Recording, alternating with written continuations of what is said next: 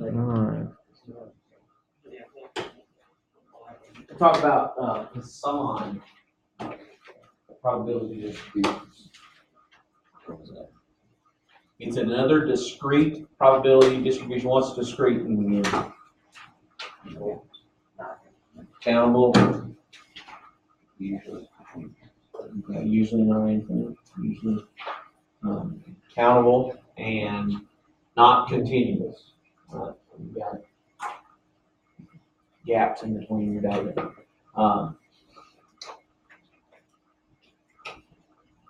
Often used for describing the behavior of rare events with small probabilities. That's the use of the Poisson distribution. Rare is often used for rare events. Always used for rare events. It fits a binomial distribution better than you're going to use a binomial, but if it's a Poisson, you're going to use it. All right. Poisson distribution is the occurrences of some event over a specified interval. The random variable x is the number of occurrence of that event over that interval or in that interval. That interval might be a time, it may be a distance, area. It's some sort of measurement is the interval. That's what I want you to get out of that.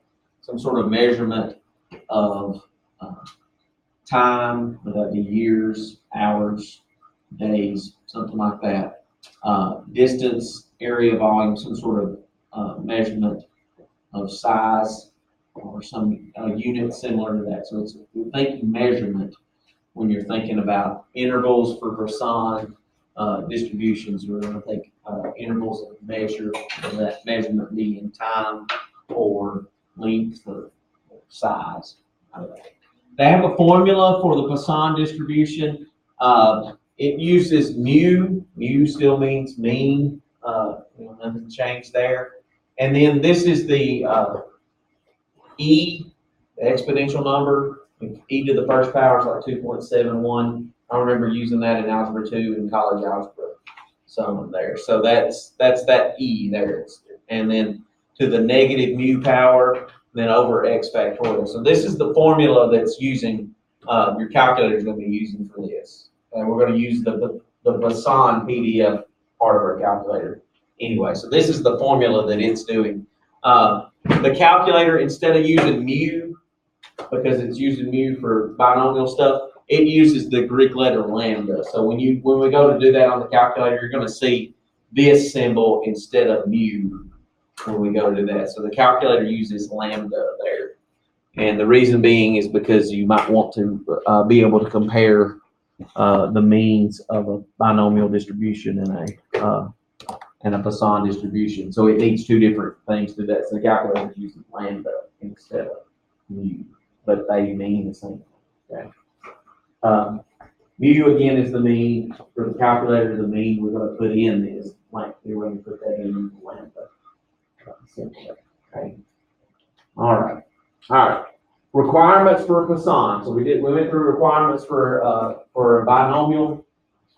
Poisson has some requirements. Random variable x is over some interval. That's the key to being Poisson distribution versus being binomial. The occurrences must be random. The occurrences must be independent. Occurrences must be uniformly distributed over the interval being used. Get rid of this little sign at the bottom here. So you can see that last little part. Kind of that. Okay. Mean, standard deviation for a Poisson is going to be just the square root of the mean. And square root of the mean. The variances and the mean are the same. That goes back to uniformly distributed. If they're uniformly distributed, then there is no variance there.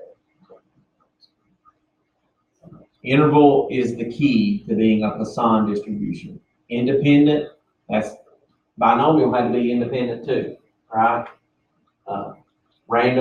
Randomly selected, that was, part of our equal opportunity, part of the binomial distribution. That random variable x, still the same random variable x that we dealt with in binomial. The difference is it's an over some interval. Saying that over and over. All right. Difference in those things, binomial distribution is affected by the sample size and that probability, where the Poisson distribution is only affected by the mean. Okay? Sample size affected our binomial distribution, so the larger our sample size, it changed what was used in the formula. To go to the formula for binomial distribution, you had sample size involved in there, n minus x and that sort of stuff. And in a binomial distribution, the possible values of the random variable x, 1, 2, 3, all the way up, there was a limit because you had a number of trials. So a binomial, you've got a set number of trials. With Poisson, there's no upper limit, so there's no set number of trials. Poisson. So we're seeing over an interval and no upper limit on our possible values for the random variable. Okay. That's the differences. Okay. All right, let's look at an example of this. Okay, recent period of 100 years, there were 530 Atlantic hurricanes. Assume that the Poisson distribution is a suitable model. So they're telling us to use Poisson. Find mu, the mean number of hurricanes per year. Okay. Hurricanes per year. Over 100 years, there were 530. How do you find the mean? Divide. 530 divided by 100. So what's our mean for this one? 530 divided by 100. 5.3. Okay. Then, so there's our work for finding the mean. Okay, so that's finding our mean over that interval. And then it says find the probability of 2 hurricanes in a randomly selected year. Okay. They're using this formula. That's wonderful and beautiful and lots of numbers. Okay. Let's use the calculator to do that. Okay.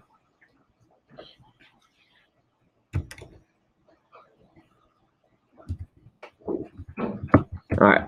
So with the calculator, we're going to go second distributions. And instead of picking binomial distribution this time, we're dealing with a Poisson distribution. So Poisson PDF.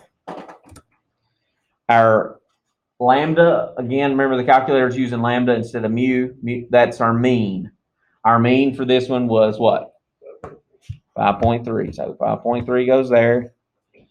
Our x value that we're testing for was 2 hurricanes in a selected year. Connie, this is what yours should look like. Okay.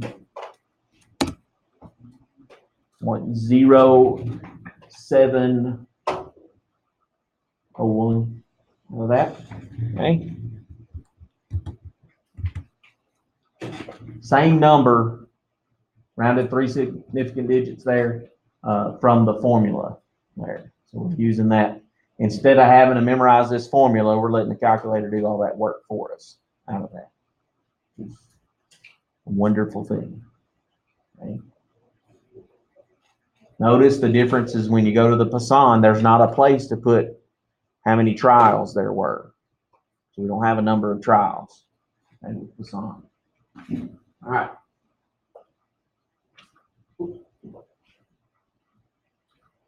Poisson is an approximation to the binomial distribution. It's approximated when we're dealing with that. It's not necessarily if we want to approximate a binomial based on we don't know the number of trials. Remember at the beginning, the idea was that Poisson was used for rare events. So rare events have what kind of probabilities? Really small, right? Like less than 5% for sure. That's an unusual event with less than 5% of the time, right? That was one of our rules. So a rare event's going to be even less than that. So we're looking at probabilities that are much smaller than that. Our N, what was N in a binomial distribution? Number of trials. If we're getting number of trials over 100, then the Poisson seems to get really close to that as well. As your number of trials go up, the closer a binomial distribution gets to being a Poisson. It's kind of the same idea as when we were dealing in Algebra 2 in college algebra, when you had logarithms. The higher your base was, the closer it got to E. E was this limit as x approaches infinity. This little formula thing. As our number of trials increases, then the binomial distribution and the Poisson get closer and closer to meeting up as far as numbers go. That's what this is trying to say here. It's not exactly a big deal. Again, for the if these requirements are met, we can approximate a binomial distribution based on N being greater than 100, the number of trials is greater than or equal to 100, and the N times P, which P was the probability of success, right? P was probability of success, Q was probability of failure. The N times P is less than or equal to 10 out of that. Okay, so if we take the minimums on these, or the minimum on this, the maximum on that, we're looking at 10% probability there, for that thing. So something is happening 1 out of 10 times. That's fairly rare. Not the 5% rule. It's a little bit different there, but we can calculate the mean for that Poisson by doing the same way we did it for binomial times P. Right, so it's not a change in yeah. All right, so here's an example. Kind of we can go from there. So we're the Pick 4 game. We talked about several of these kinds of problems where you're picking numbers. Pick 4 digits, and you pay 50 cents for picking that sequence of digits, and we maybe pick 2, 4, 4, 9, just as an example of that. If you play the game once every day, find the probability of winning at least once in a year with 365 days. So not a leap year. Okay? That's why they're saying that. Okay, so chance of winning. Why is it 1 in 10,000? How do we know that that's the chance in winning? Since there's 10 digits, 4 digits. Yeah, we're picking 4 digits, so it's 1 over 10 to the 4th power. That's exactly where that's coming from. If it were a pick 5 game, it'd be 1 over 100,000. Pick 6, 1 over million. Ability of picking the exact right number. Okay. We need mu for this, so we got to do N times P, where N is the number of trials. How many times are we playing? 365 times, once a day. 50 cents a day. It's not real expensive. Could add up though. Probability of us winning, or the mean or expected value, is 0.0365, so 3% of the time. All right, so here's the Poisson. Work out of that. So we're going to do at least once. Probability of winning at least once. So at least a set number of times. We at least one time. What's the opposite of that? The complement to that? Not winning at all. Okay. So probability of not winning at all. Using a Poisson here because it's the N is greater, or number of trials is greater than 100.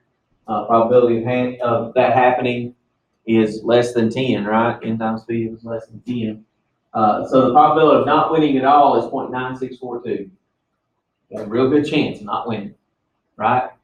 And then for an at least situation, at least one win, then we're taking 1 minus that and getting 0.0358.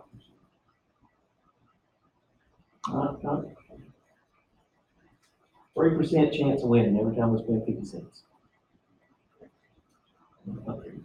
Yeah, 3.5% is not very good chances, but That's not fair for like very. It's for all. that's time. 50. You spent 50 cents every day except for the one day you won. Yeah. So, yeah, so that's not very good. And I'm not sure how much, depends on how much the cash game is. And use those big 4 games, it's a small jackpot. So Poisson distribution, if you did Poisson for that with the calculator, that's what I want to do last here.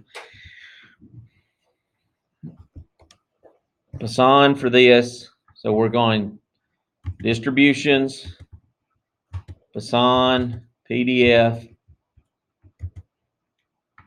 Our mean here was 365 times 0.1 to the 4th, right? 1/10 to the 4th power. What are we testing for? We're testing for not winning at all. See if we can handle that. So there's that number that we found. And then at least one win is 1 minus the probability of not winning at all. And there's our 0.358 or 0.0358. I don't know. So nothing, this is not much different than what we were doing with binomial distribution. The difference is what? We're dealing with a what when we're dealing with Poisson? Interval. That interval, some sort of measurement, either time or length or size. And our number of trials is large and our probability is low. That's where Poisson is applied at, okay? So